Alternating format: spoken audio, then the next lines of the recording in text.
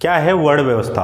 कुछ लोग वेद, रामायण, गीता और मनुस्मृति का सहारा लेते हैं और तरह तरह की भ्रांतियां फैलाते हैं कि वर्ण व्यवस्था समाज को बांटने तथा छोटे वर्ण वालों पर अत्याचार करने का एक साधन है। यह सनातन धर्म की कुप्रथा है, लेकिन वह ऐसा इसलिए करते हैं क्योंकि उनको सही जानकारी नहीं होती है। स्कंद पुराण में यस्क मुनि कहते हैं, जन्मना जायते शूद्रः संस्काराद द्विज उच्यते वेद पाठाद वेद विप्रः ब्रह्मा जानात ब्राह्मणा। यानी कि व्यक्ति जन्मता शूद्र है, संस्कार से वह द्विज बन सकता है, किंतु जो ब्रह्मा को जान ले वही सच्चा ब्राह्मण कहने का अधिकारी है। यानी कि व्यक्ति जन्म से शूद्र होता है, अगर वो ज्ञान को प्राप्त कर लेता है तो उसका दूसरा जन्म होता है और वो द्विज कहलाता है। लेकिन ब्राह्मण, सच्चा ब्राह्मण वही कहलाता है जो ज्ञान के द्वारा ब्रह्मा को जान ले।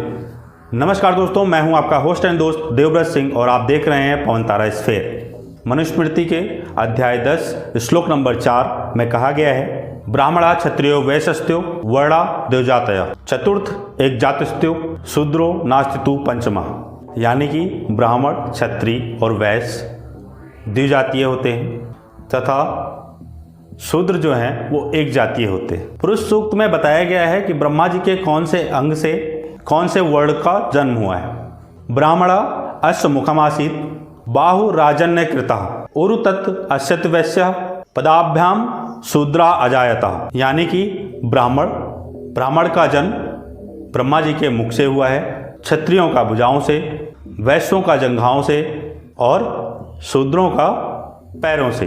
वीडियो को स्किप मत करना, वीडियो को अंत तक देखना ताकि आपको कोई भी चीज़ें भ्रामक ना लगें और सारी चीज़ों का क्लेरिफिकेशन आपको मिल सके, क्योंकि आधा अधूरा ज्ञान संसार में बहुत ही ज़्यादा दुष्प्रचार कर सकता है, अर्थ का अनर्थ कर सकता है। श्रीमद् भगवद गीता के अध्याय 4 श्लोक नंबर 13 में भगवान श्री कृष्ण ने बताया है, चातुर्वर्णम मया सृष्टम गुण कर्म विभाग सा तस्य कर्तारमपि माम विद्ध कर्तारमव्ययम्। यानी कि भगवान श्री कृष्ण कहते हैं कि ब्राह्मण, क्षत्रिय, वैश्य और शूद्र इन 4 वर्णों की रचना मेरे द्वारा की गई है गुण और कर्मों के आधार पर। यहाँ पर ध्यान देने वाली बात यह है कि यहाँ पर जन्म बिल्कुल नहीं कहा गया है। यानी कि ब्राह्मण, क्षत्रिय, वैश्य और शूद्र जो ये 4 वर्ण बांटे गए हैं, इनको जन्म के आधार पर नहीं बांटा गया है, इनको सिर्फ और सिर्फ कर्मों के द्वारा बांटा गया है। भगवद गीता में आगे अध्याय नंबर 18 श्लोक नंबर 41 में यही चीज डिटेल में बताई गई है। ब्राह्मण क्षत्रिय विषाम शूद्राणाम चा परंतप कर्माण परिविभक्तान स्वभाव परववे गुणे। आगे इसमें और डिटेल में जाते हैं। समो दमस्तपः शौचम क्षांति राजार्यमेवं च ज्ञानम विज्ञानम मस्तिष्कम ब्रह्म कार्य स्वभावजम।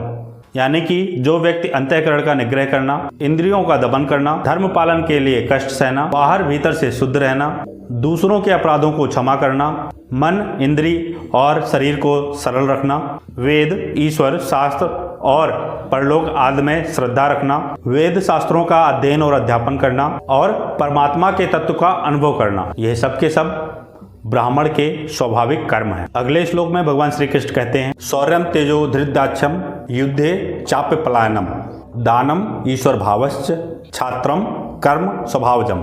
यानी कि शूरवीरता, तेज, धैर्य, चतुरता और युद्ध में ना भागना, दान देना और स्वामी भाव, ये सब एक क्षत्रिय के स्वाभाविक कर्म है। अगले श्लोक में श्री कृष्ण जी कहते हैं, कृषि गौरक्ष वाणिज्यम वैश्य कर्म स्वभाजम परिचर्यात्मकम कर्म शूद्र श्याप स्वभाजम। यानी कि खेती, क्रय विक्रय और गौरक्षा, सत्य व्यवहार, ये सब एक वैश्य के स्वाभाविक कर्म है तथा सब वर्णों की सेवा करना शूद्रों का स्वाभाविक कर्म है। यहाँ पर सेवा से मतलब है कि एक नौकरी पेशा इंसान।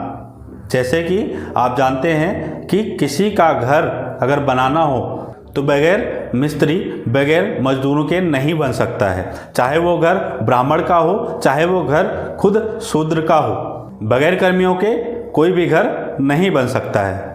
कोई व्यवसाय भी नहीं हो सकता है, क्योंकि वहां भी कर्मियों की आवश्यकता होती है। शस्त्रों का निर्माण भी कर्मियों के बगैर नहीं किया जा सकता है। अगर आप ध्यान से सोचेंगे, ध्यान से समझेंगे, तो आपको पता चलेगा कि हमारे समाज में कर्मियों की, शूद्रों की, जो वर्णों के आधार पर विभाजित किए गए थे, उनका कितना महत्व है।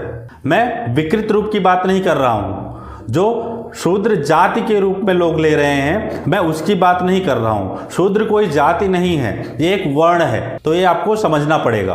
कर्मों के आधार पर अगर आप उदाहरण देखें तो पहले भी बहुत सारे ऐसे लोग हुए हैं जो कर्मों के आधार पर शूद्र बन गए हैं, कर्मों के आधार पर ब्राह्मण बन गए हैं, कर्मों के आधार पर क्षत्रिय बन गए हैं और कर्मों के आधार पर वैश्य भी बन गए हैं। इसके उदाहरण बहुत सारे मौजूद हैं। अगर मैं विश्वामित्र जी की बात करूं, जो कि महर्षि विश्वामित्र के नाम पे प्रख्यात हुए, वो एक क्षत्रिय राजा थे, लेकिन बाद में उन्होंने ज्ञान देना प्रारंभ कर दिया और एक ब्राह्मण बन गए, यानी कर्म से वो ब्राह्मण बन गए। लेकिन वहीं अगर विश्वामित्र जी के पुत्रों की बात करें तो वो कर्मों के आधार पर शूद्र बन गए। इंद्रदेव भी इसी का एक उदाहरण है, जो कि एक ब्राह्मण हुआ करते थे, लेकिन अपने कर्मों के आधार पर क्षत्रिय बन गए। भगवान परशुराम जी की बात कर लें, वो भी एक ब्राह्मण परिवार में उन्होंने जन्म लिया था, लेकिन उनकी दिनचर्या, उनके जो कार्यशैली थी, वो एक क्षत्रियों वाली थी। राजा निर्दिष्ट के पुत्र वैश्य बन गए, बाद में कुछ पुत्र उनके वापस से क्षत्रिय बन गए अपने कर्मों के आधार पर।